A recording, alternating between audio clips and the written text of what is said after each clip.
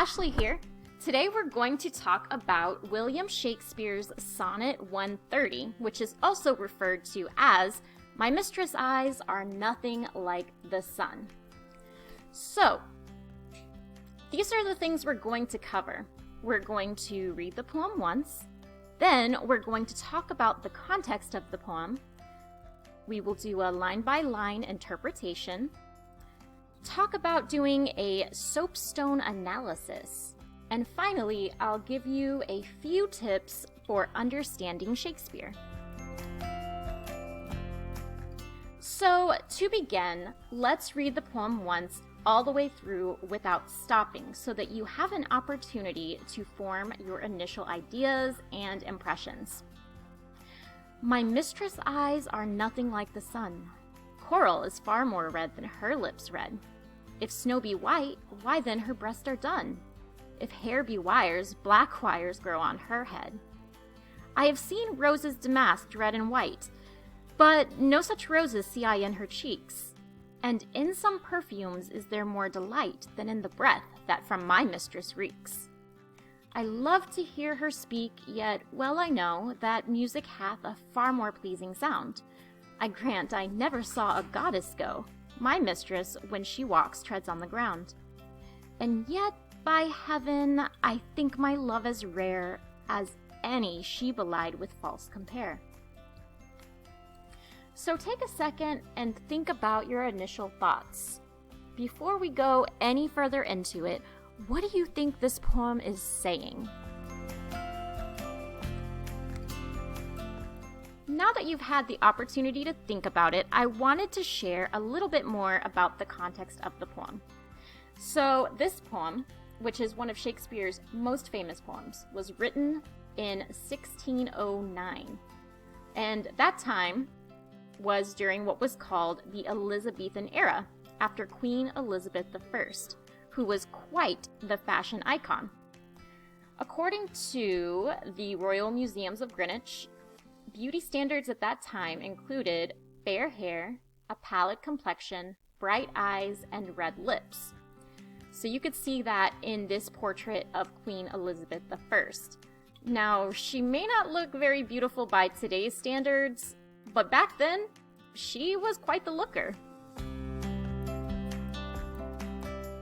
So now let's look at the poem with a little bit more depth now that you understand what the ideal woman looked like back then. He starts off by saying, "My mistress' eyes are nothing like the sun." So right off the bat, we know she doesn't have the bright eyes that were described as the Elizabethan standard. Not only that, but Coral is far more red than her lips red, so she doesn't have red lips. Coral isn't even as red can be, so her lips are duller than that. If snow be white, why then her breasts are dun? So they preferred really light skin at that time, really porcelain skin, so tanning was a way that people could identify that you were from the lower class because it meant that you had to work outside in the sun. So the ideal was that the skin was white like snow. But he says his mistress' breasts are dun. Well, what does dun mean?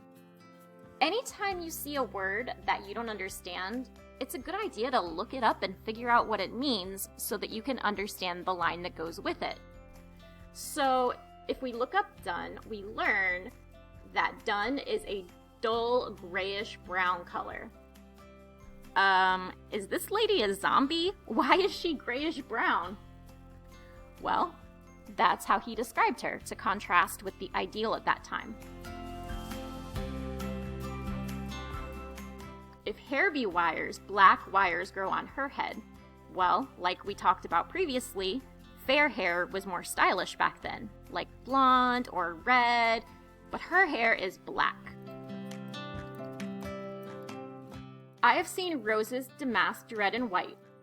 So we have to ask, what does this mean?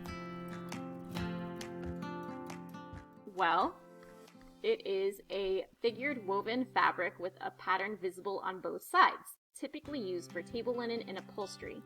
But in this case, Shakespeare isn't talking about fabric, he's talking about roses.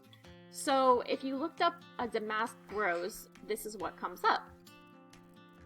So this is the rose he's describing. But then he says, but no such roses see I in her cheeks. So his mistress also does not have rosy cheeks. And in some perfume is there more delight than in the breath that from my mistress reeks. The word reeks makes me think stinky. That's pretty gross. So she has grayish brown skin, dull lips, dull eyes, black hair, dull cheeks, and her breath stinks. And then he says, I love to hear her speak, yet well I know that music hath a far more pleasing sound. Okay, well, that's normal. I think most people are less pleasant to listen to than music, right? But then he says, I grant I never saw a goddess, though. My mistress, when she walks, treads on the ground. Here, he's talking about how other poets might describe their mistresses or their girlfriends or lovers as goddesses, and implying that they have these magical powers because they're so amazing. So he says, my mistress is a normal person. She just walks on the ground like the rest of us mortals. And then he concludes it with, and yet, by heaven, I think my love as rare as any she belied with false compared. So if we look up belied, it means specifically of an appearance, fail to give a true notion or impression of something. So when you lie about what something looks like, in other words.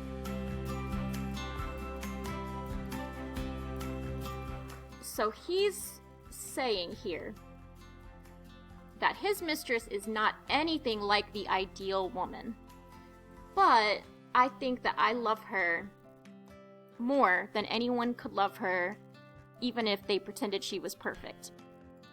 So when we are doing the soapstone analysis, soapstone is an acronym for subject, occasion, audience, purpose, speaker, and tone. So, first of all, the subject. Who or what is the subject of the poem? Well, who does he talk about the whole way through? Then, think about the occasion. What is the context? When did he write this poem? Why is that context important to understanding the poem? So think about what we talked about before with the Elizabethan times and their beauty standards. Audience. Who is the intended audience of this poem? He's not writing it to his mistress, right? Because otherwise he would say you, but he says her, so he's talking about her, not to her. In that case, who is the audience, and what is he trying to tell them? Purpose. Why did Shakespeare write this poem? Speaker. What do we know about the speaker of this poem? Now keep in mind that the speaker is not necessarily the poet. This could be an imaginary narrator that Shakespeare came up with for this poem. What do we know about the speaker and what they think about their mistress, for example? And then last but not least, tone. What is the author's attitude toward the subject? That lets us know more about what tone he takes.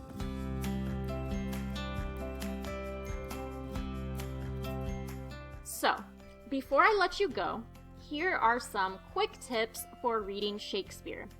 Now, Shakespeare can be very challenging to read because, as I mentioned before, the time that he wrote, the way that people spoke was quite different than how they speak nowadays. So, in that case, we need to use reading strategies to make sure we understand what's being said. First of all, when doing your line-by-line analysis, which I recommend if it's something as short as a sonnet, stop and look up words you don't know. If it's Shakespeare, there will probably be a few. That's okay. If there's words you don't know, that's what the internet is for. Look them up. Try reading the poem out loud or listen to an audio recording so you could hear how it sounds. That's just always a good idea in general when hearing a poem because poetry is meant to be read aloud. so you should definitely hear it how it was meant to be delivered. And then try paraphrasing the lines into modern language to check your comprehension and to make it easier to reread.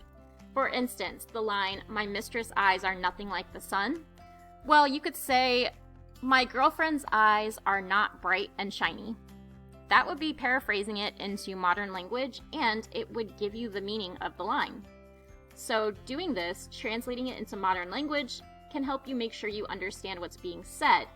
And if you have to go back to reread, looking at what you wrote about what the line meant can make it a little bit easier. Well, that's everything. Thank you for watching, and I hope you learned something from this video about Shakespeare's Sonnet 130.